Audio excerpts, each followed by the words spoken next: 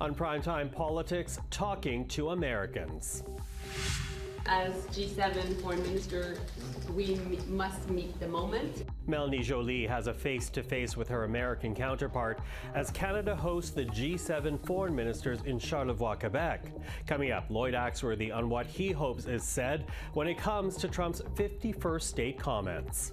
Also, Ontario's premier meets with the U.S. Commerce Secretary, but can Canada ever rely on the United States as a trusted trading partner ever again? We'll speak with Canada's chief NAFTA negotiator, John Weeks. And the Hamilton mayor calls on Ottawa to step up for her city, hit hard by Trump's steel tariff. This is PrimeTime Politics.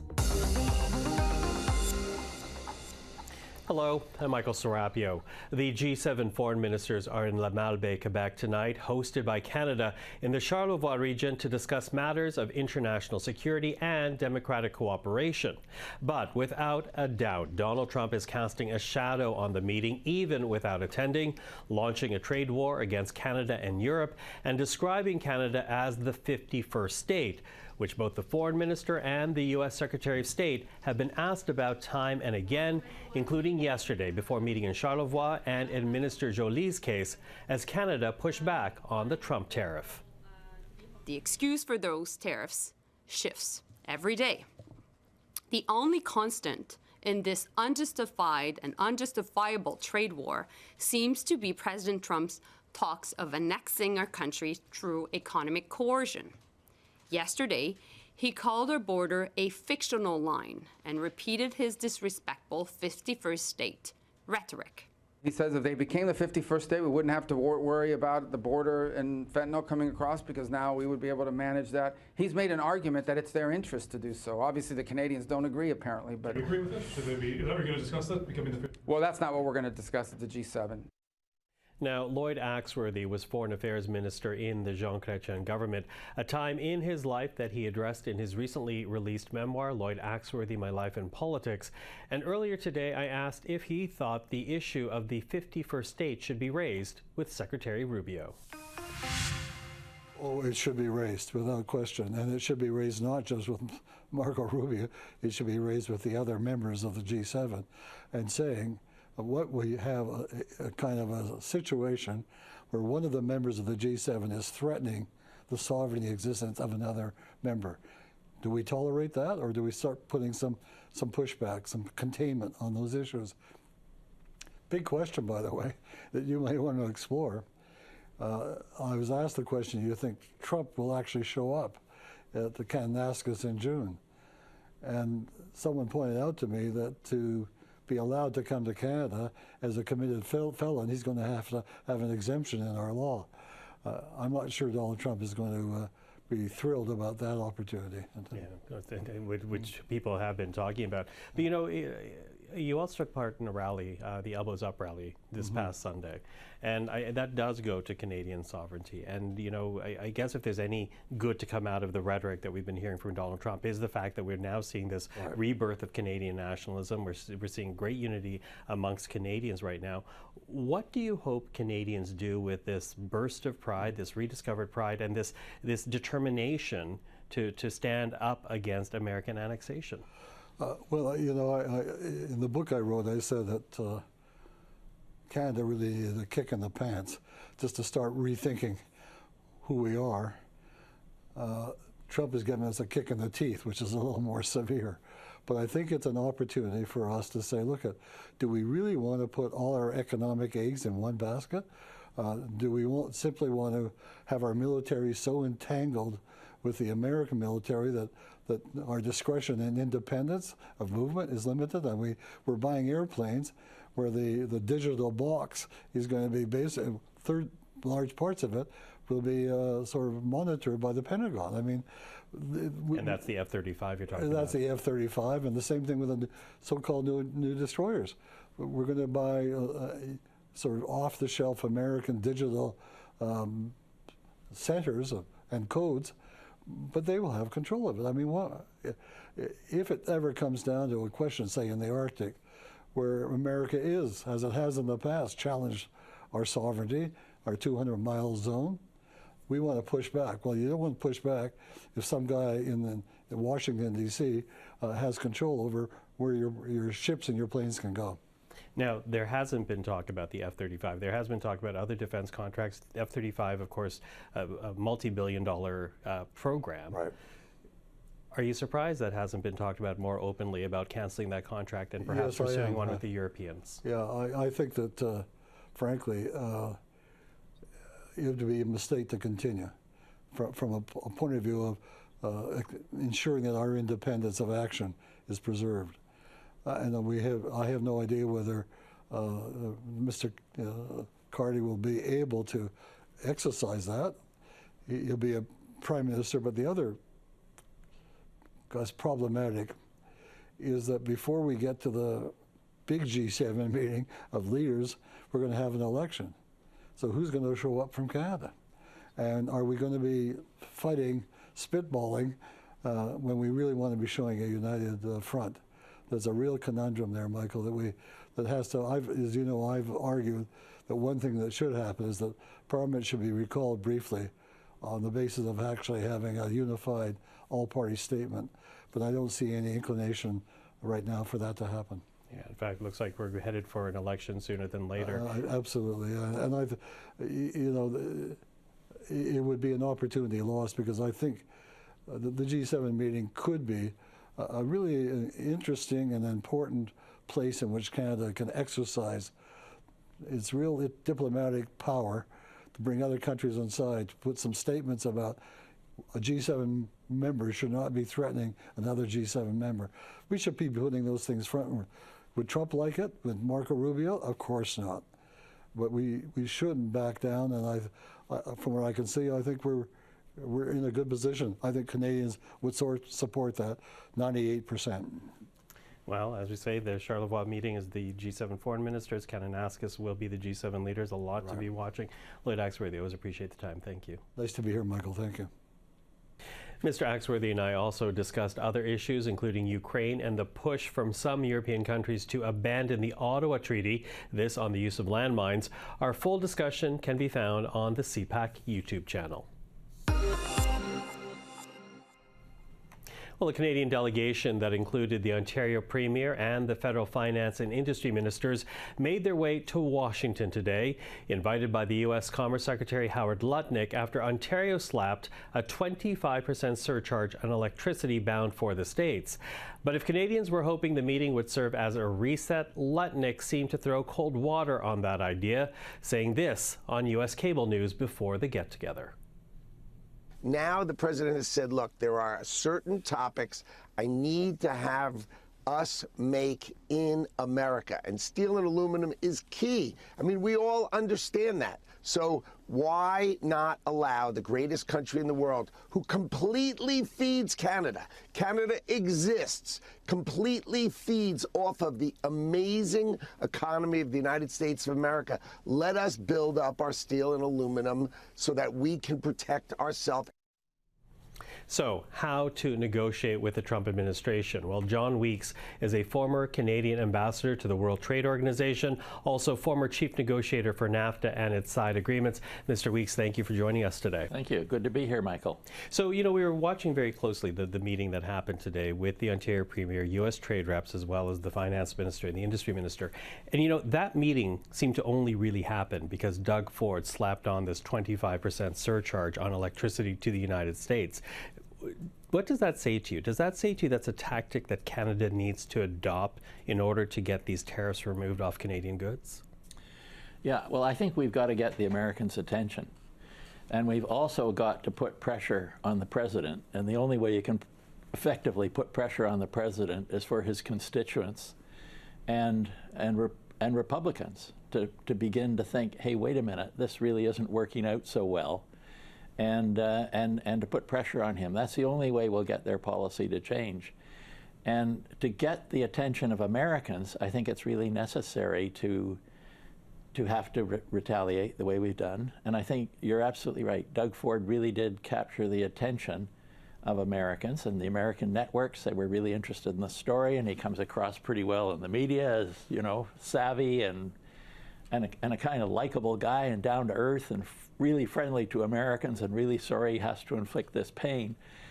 But, I think it had the desired result in that they're down there meeting now. What will actually happen, I'm not sure in the short term, but, I think we need sort of short-term plans and long-term plans in this game. Yeah, short-term plans, long-term plans. I do wonder whether or not you think that officials are moving quickly enough against it, though, and whether that means seeking other trading partners beyond the United States or focusing solely on the United States. Are we seeing enough concerted action in Canada and quick enough? Well, I agree with the way you've phrased it there, because I think looking at other partners is important, and indeed some domestic economic reform as well. And so, it's hard to move quickly when you're in the middle of changing governments, especially if you're going to be adopting policies that are going to be quite new and different from where we've been in the past. And it seems to me that what's happened here is even from the day Trump was elected, people were worried about the fact that there might be tariffs. And this began to have an immediate chilling effect on the environment. Didn't really bother Americans at that point because nothing was happening. They probably weren't even aware of it, but it started doing real damage to the prospect of getting investment in Canada.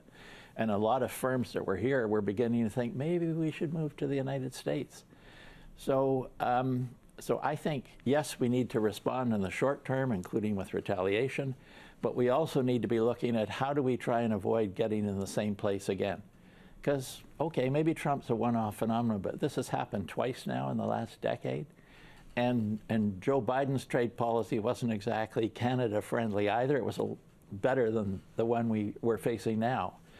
So I think we've got to look at, there's been a lot of talk about removing provincial barriers to trade. I think that's a really good idea. I think we need to be taking other steps to make Canada a more attractive partner to other countries.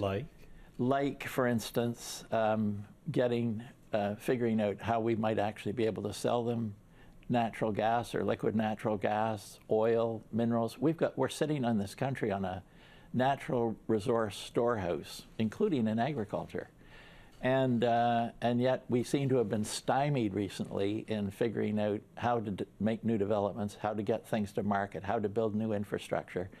So I think we really need to have a new look at our regulatory environment, and perhaps also at thinking about how do we square those kind of steps, which would make a lot of sense. How do we square that with what we're trying to do in the climate change battle? And but when you look at, just take Europe, where clearly they're undergoing major rethinking of their own policies, which actually may make quite a good opportunity for us to finally make some headway in diversifying, whereas usually it's just been talk. This time there's real reason on both sides of the Atlantic why it would be in our strategic interest. And to that, this trade war that the United States has launched against Canada, it yesterday launched it globally, including Europe, and Europe has brought about their own counter tariffs. But, you mentioned the Europe as a potential partner here, but we already have trade agreements with European countries. We also have trade agreements with Asian countries, and yet still the vast majority of our trade goes to the United States. What needs to happen on the Asia file, on the Europe file, to really diversify the Canadian economy so we're not always so reliant on the U.S.?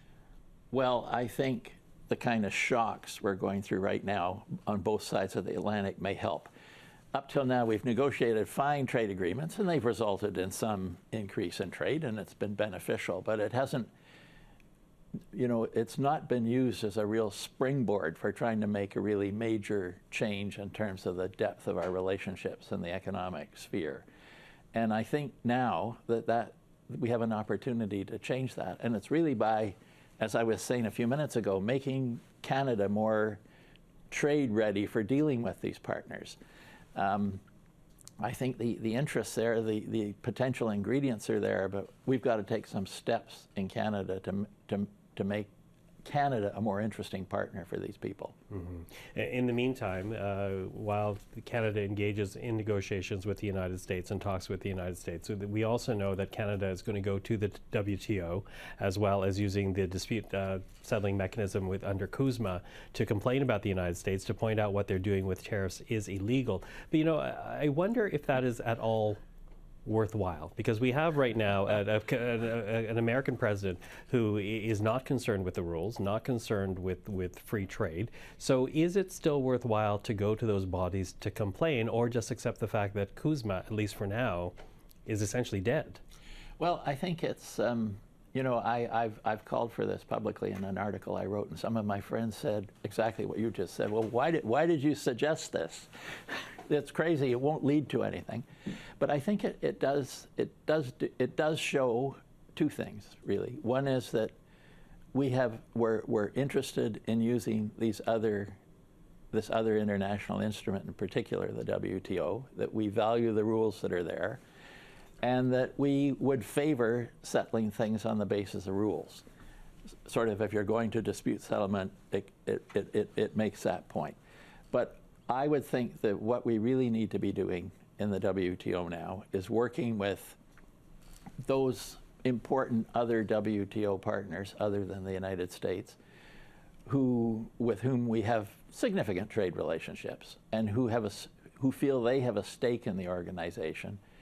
We need to work with them and really perhaps have a joint statement where we'd say that we intend to use the WTO rules to manage our trade relationships with each other. This would be a statement without the United States. And secondly, that we are going to be exploring ways of improving WTO disciplines among ourselves, maybe not with all the WTO partners. This, by the way, is something the US has been calling for years, and American business is particularly interested in. So I think if we were able to work with others and make some progress in that field, that would potentially get the United States more interested in upping their profile in the WTO again. Mm-hmm. So I think we need to be working on a number of different fronts. And of course, you mentioned it. Of course, we need to be continuing to work with the United States, because I think the vast majority of Americans can't understand how they've gotten into this trade war with Canada. And so we need to be trying to resolve that, because obviously we're next door to the United States, are overwhelmingly our largest partner, and we really need to be looking at how we begin to restore things back to normal. Yeah, it's interesting you say that, because I'm quickly running time, but I do want to ask you, how do you view the United States right now? I think there was, even just a few months ago, people would have said our greatest trading partner, our closest ally. Do those identities, the descriptions, apply anymore? Well, it's a very good question. I mean, we thought we were going to have stable access to the United States market forever. I mean, since the Second World War, even though we didn't have free trade, it was stable and predictable and on the basis of rules. And that seems to have gone out the window now. And I don't think we're ever going to completely recover from that shock, nor will the investment climate in Canada. So I think while we should be working towards trying to put our relations with the Americans on a better footing, we also need to be taking these other steps we've been talking about to chart a course that doesn't rely so heavily on our relationship with the United States. John Weeks, appreciate the insight. Thank you for that. Michael. Now, as for the U.S. President, Donald Trump reiterated his determination to tariff Canadian products and global steel, saying this when he was asked if he might change his mind. You are not going to change your mind? No, I'm not. Look, we've been ripped off for years, and we're not going to be ripped off anymore. No, I'm not going to bend at all. Aluminum or steel or cars, we're not going to bend. Well, for her thoughts on this tariff war, we're now joined by Andrea Horwath, the mayor of Hamilton. Mayor Horwath, thank you for taking the time. Always my pleasure. Listen, I read you describing this trade war as the greatest challenge your city has ever faced. So what impact will these tariffs have, especially if what we're dealing with are tariffs that do not go away quickly? Well, that's I think that's the key. To be frank, it's not only the uncertainty around the tariffs themselves, what's going to happen on, the next shoe to drop, I guess, in possibly beginning of April, how that will pile on to what we already have. But it is the uncertainty in terms of the length of time that these tariffs will be in place. So I don't want anybody to think that it's already not hurting, because it is. We are already having companies that have lost orders off their order sheets. We've had companies that have indicated that they're already laying folks off.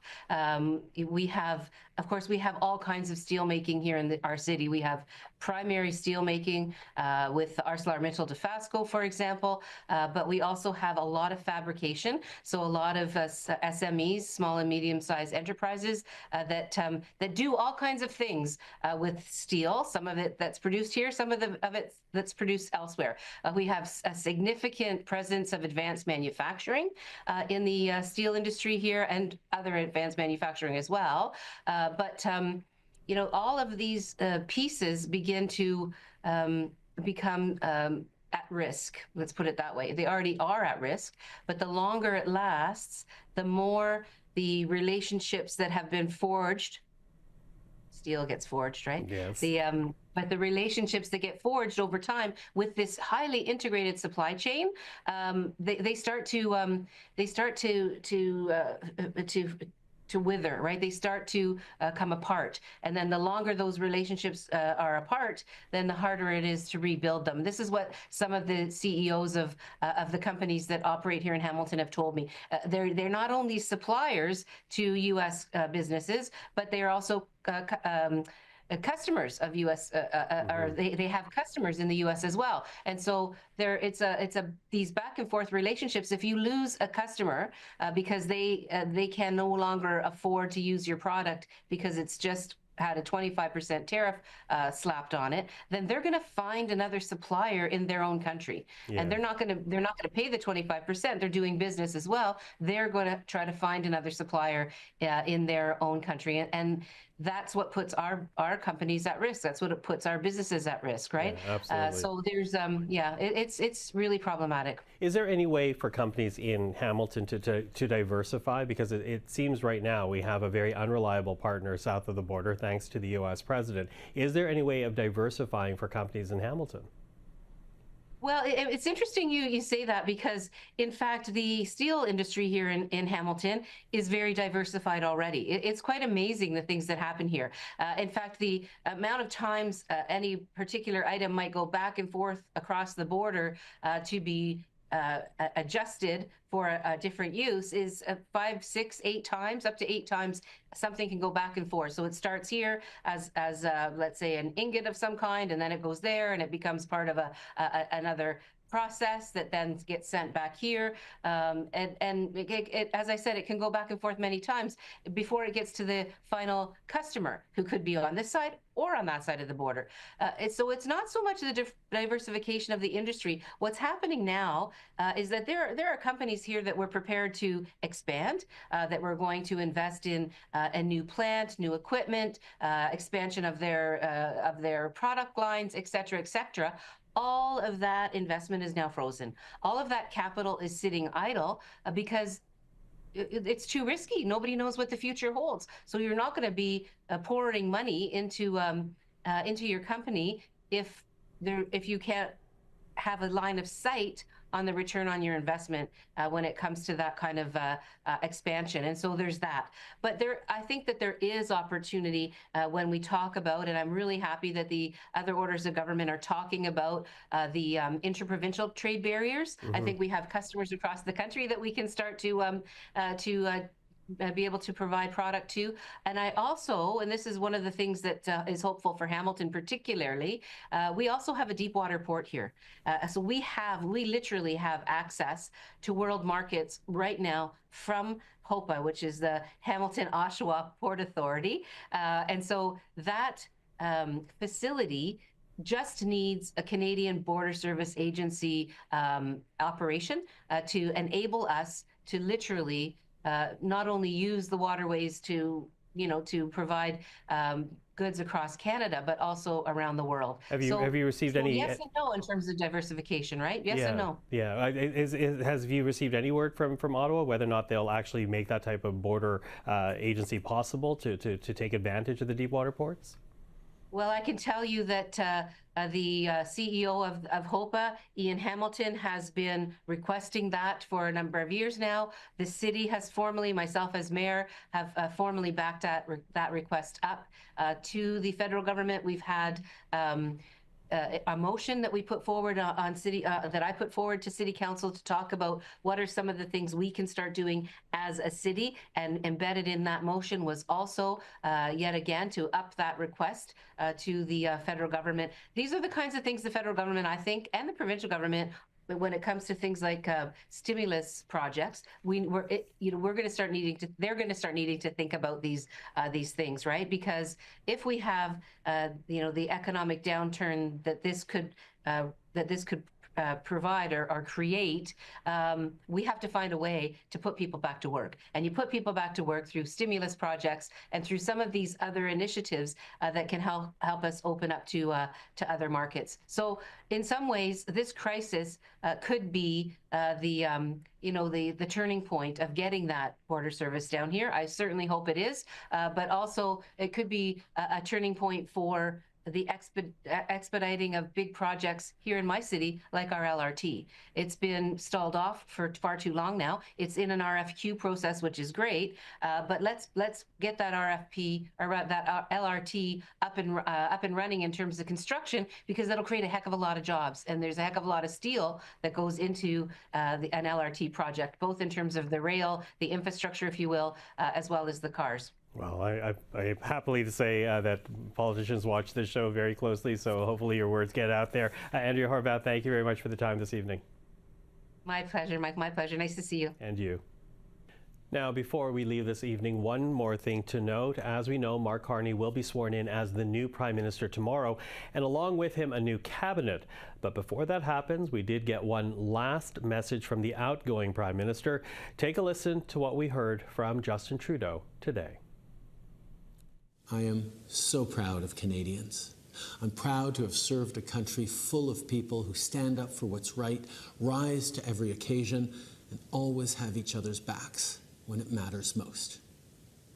This may be my last day here in this office, but I will always be boldly and unapologetically Canadian. My only ask is that no matter what the world throws at us, you always be the same. Prime Minister Justin Trudeau. Now, you can join us tomorrow morning as we bring you live coverage of Mark Carney's swearing in and the swearing in of his new cabinet. Our coverage begins at 10:15 a.m. Eastern Time. You can catch it right here on CPAC, on our website, cpac.ca, and on our YouTube channel. Until then, I'm Michael Serapio. For everyone here at CPAC, thank you for watching. We'll see you tomorrow. Until then, take care.